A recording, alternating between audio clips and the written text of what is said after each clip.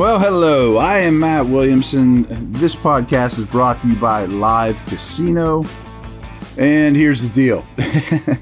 They just blew the final whistle of the game. I've had zero time to digest it in any form whatsoever. This is as organic of a response as we can go. And I can promise you it's going to be a short podcast. Tomorrow will be much lengthier. Maybe you've already noticed, but my voice is a mess. I have a bad cold. My throat is destroyed. And I just counted them up. So tomorrow, including this podcast we're going to do, I have 9 different things I need to use my voice for. Different radio shows and hits and podcasts and all that good stuff. Folks, it's all going down at the FanDuel Sportsbook and Lounge at Live Casino, where you can get in on all the action this football season. Bet on your teams with a sportsbook rep or at our self-service kiosks, and then jump into the stadium on our giant 40-foot video wall. How's that for a touchdown? Join your friends at Live Casino Pittsburgh, Route 30 at the Westmoreland Mall. Bet, watch, and win. Gambling problem? Call 1-800-GAMBLER. So, I'm not in the best of spirits, especially watching how that game ended. Such is life. You got to fight through it. Also, a little programming note. This is Thanksgiving week. I can't promise there'll be 5 podcasts. There might be. I really just don't know my schedule right now. I will say that on Thanksgiving week, you always condense basically a week's worth of work into 3 days so you can hang out with your family and watch football on Thursday. That's going to be the case for me, assuming my health doesn't get any worse, but we shall see on that. So let's roll. Again, I'm going to have much more in-depth stuff next podcast tomorrow.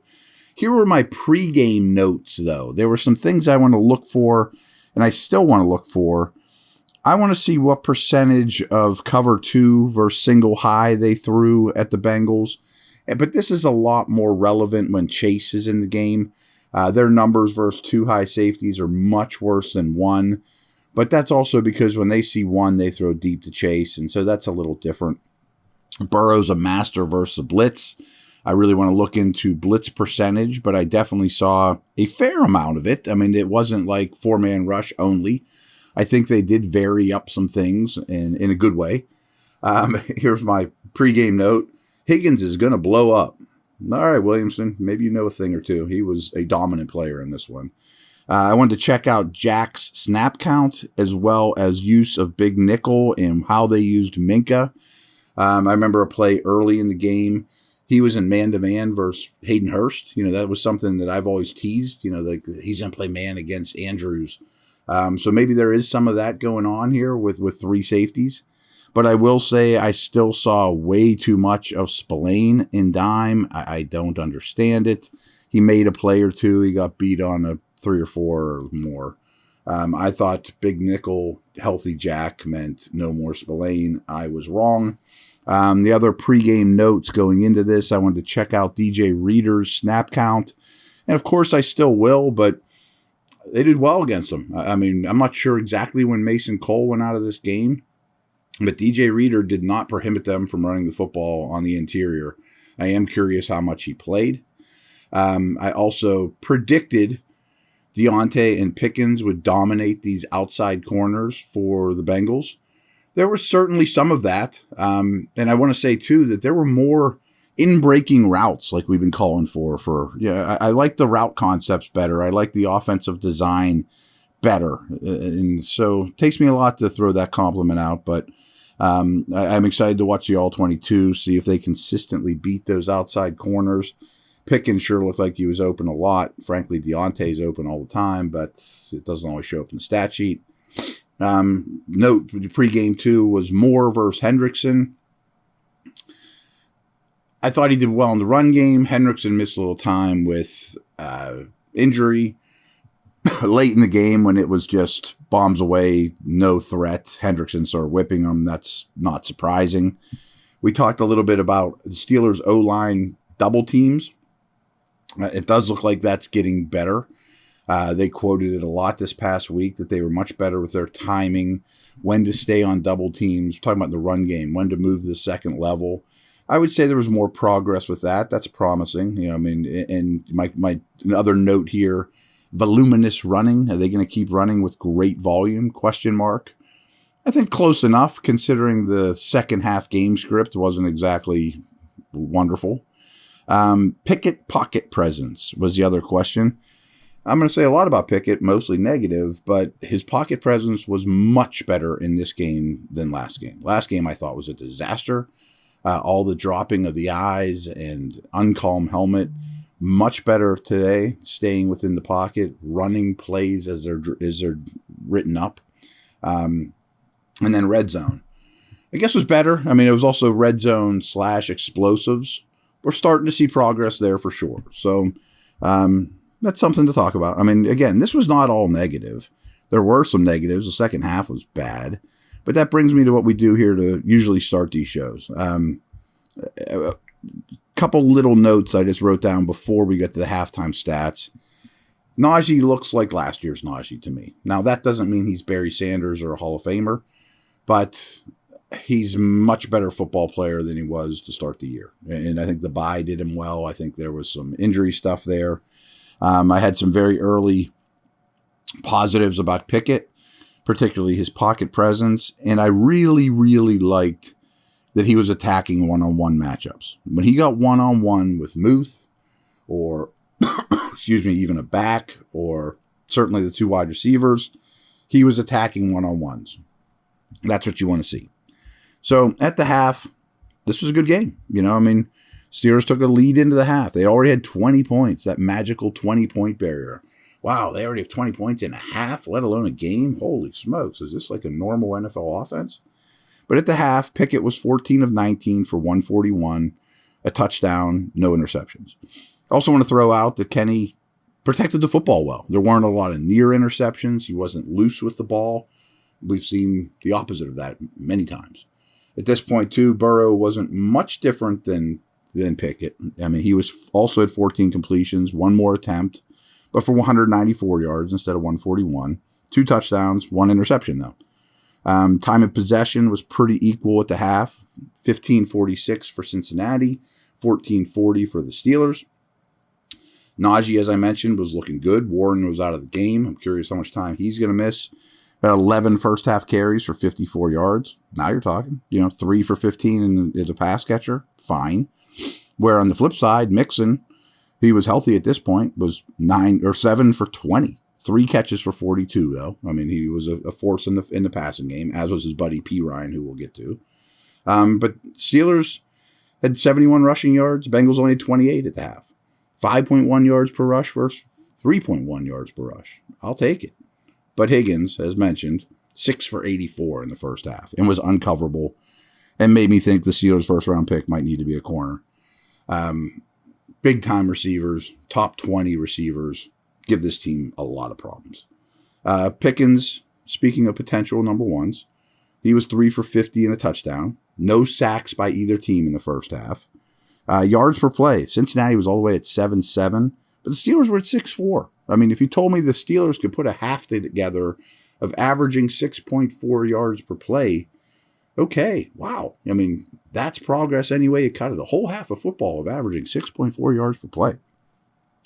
There were also 9 total penalties for 74 yards in the first half. Second half is much different. We're going to take a quick break. Again, this is not going to be a super long podcast. I'm pretty beat up. And we'll wrap this thing up on the back half here.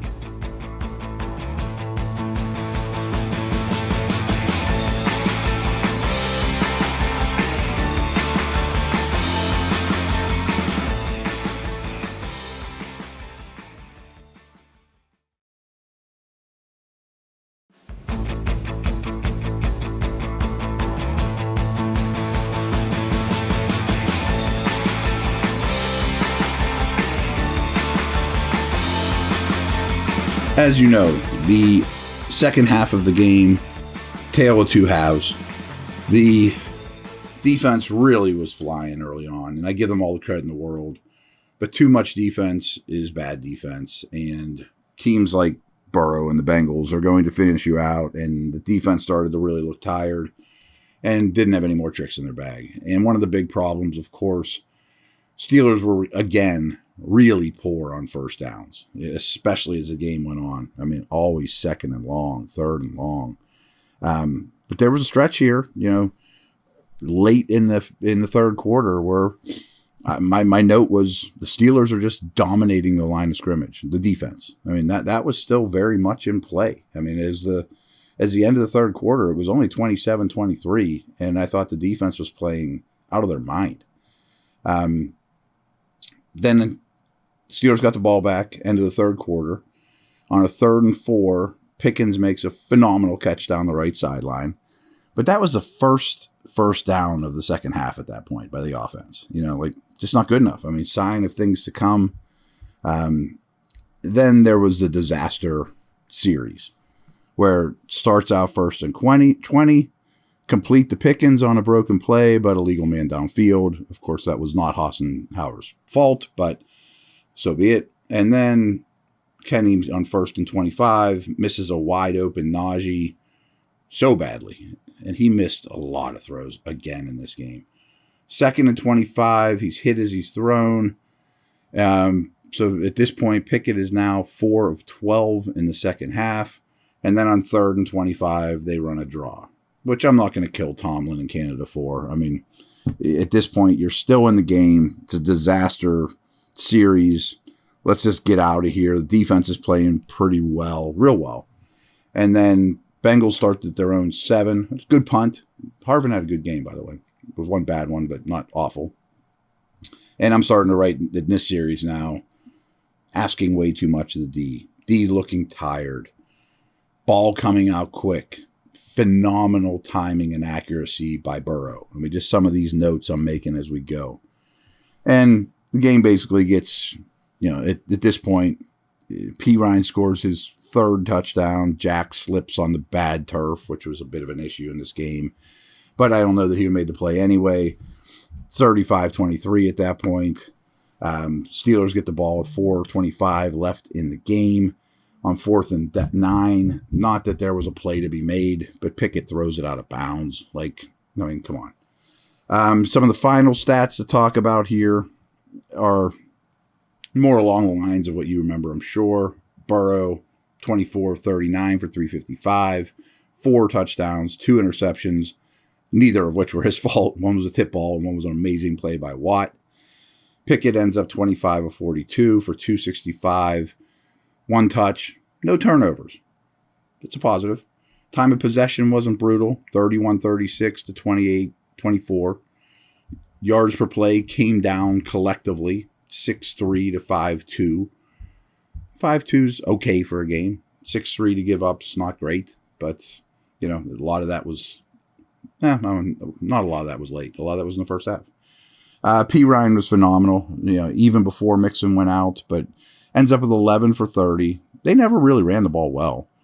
Had 4 catches for 52, but 3 receiving touchdowns can't be overlooked. Higgins ends up 9 for 148, but was more dominant than that. It felt like that they could not cover him. Crossing routes, one-on-ones, outs, whatever. There was some garbage time here, but Freiermuth ends up with 8 for 79. He kind of does that every week, folks, no matter the circumstances.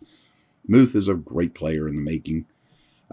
Pickens, an up and down performance, but mostly up. Finishes 4 for 83 in a touchdown. Drops a long touchdown at the end of the game. They wouldn't have won if he caught it, but it was a play to be made. It was one of Pickett's, if not Pickett's, best throw of the game. Very late in the game. Just goes right through his hands. Najee, again, certainly a promising situation here. 20 carries for 90 yards. That's the kind of stat line you want from him. 2 touchdowns. Great. 4 catches for 26. I have a lot more confidence in him than I did a month ago. Penalties were a problem. There were 14 total penalties, 8 by the Steelers, 6 by Cincinnati, but the Steelers ones hurt them much more. I mean, there were 70 yards of penalties and 44 for Cincinnati. And this team, this offense, this quarterback just isn't good enough or mature enough to overcome any of those things. I mentioned the drive. It just kept going backwards.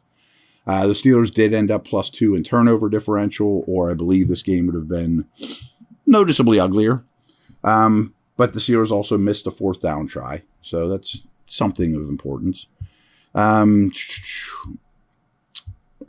game balls to me, Burrow, Higgins, P. Ryan. I mean, Burrow and Higgins were the best players on the field.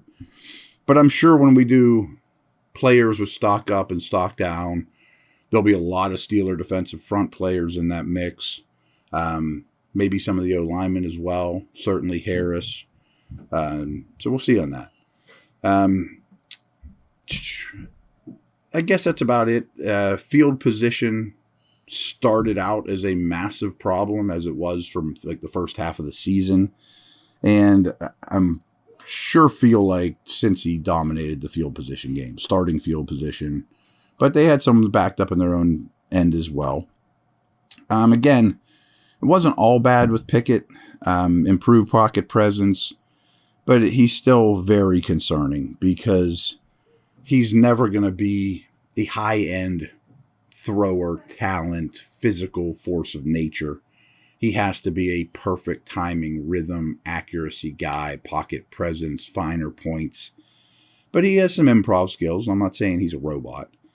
But a game like this makes you just think, big picture. And I'm not saying it's time to go draft C.J. Stroud or whatever, but it also wouldn't shock me. And I'm not saying this is the case or this is written in stone, but he might be a backup. That might be his trajectory. We'll see. Again, it wasn't all bad from him, but he leaves a lot of throws on the field in this game, way too many. And again, when you look at the opponent and you think, boy, is he so far from being Burrow. I mean, so far from being Burrow, who's a special player, but he's also not a 10-year veteran either. And I understand Pickett's only played a handful of games, so it's way too early to even make that comparison. I hesitate to even bring it up. But that's who you're competing against. I mean, you're competing against Burrow, who, if you guys don't already, you Steeler fans, I'm sure will hate him for the next decade because he's phenomenal. Lamar and Watson. I mean, that's the division. And he's light years behind all three of them, let alone Herbert, Allen, Mahomes. Maybe a guy like Lawrence becomes a star in the next 365 days. Like, competing in this conference with a quarterback that might turn out okay, or really maybe he will turn things around, it just is going to be tough. This today was a very strong reminder of that. Burrow was 1,000 times better than Pickett. He doesn't miss throws. He's in total control. He elevates those around him. And of course, if Pickett could ever get to that level, which I'm not saying is impossible, you'd be really, really in good shape. But boy, he's a real long way away. And they could use another playmaker or two around him, and that stuff's coming. Again, a top corner would be really enticing. There was a lot of good from this game. Most of this game was very competitive. They just couldn't keep up with the better team for a full 60 minutes, I guess is my end. And I'm done. I'm going to massage the throat here a little bit, get a little rest, watch this Chiefs-Chargers game. I think it's going to be really entertaining. I like predicting these things because I can have nowhere to go but down, and you're going to listen to this after the game. But I think the Chargers play them tight, and I think it's going to be a high-scoring game, and Herbert with his two weapons back shows us that he's every bit as good as Burrow and these other guys we just talked about, and makes it even more concerning in the AFC. So there you have it. I'm a little down, as you can tell. Maybe tomorrow I'll be in a better mood after digging in. Quite possible, but I'm a little sore, so that's that. Over and out. See ya.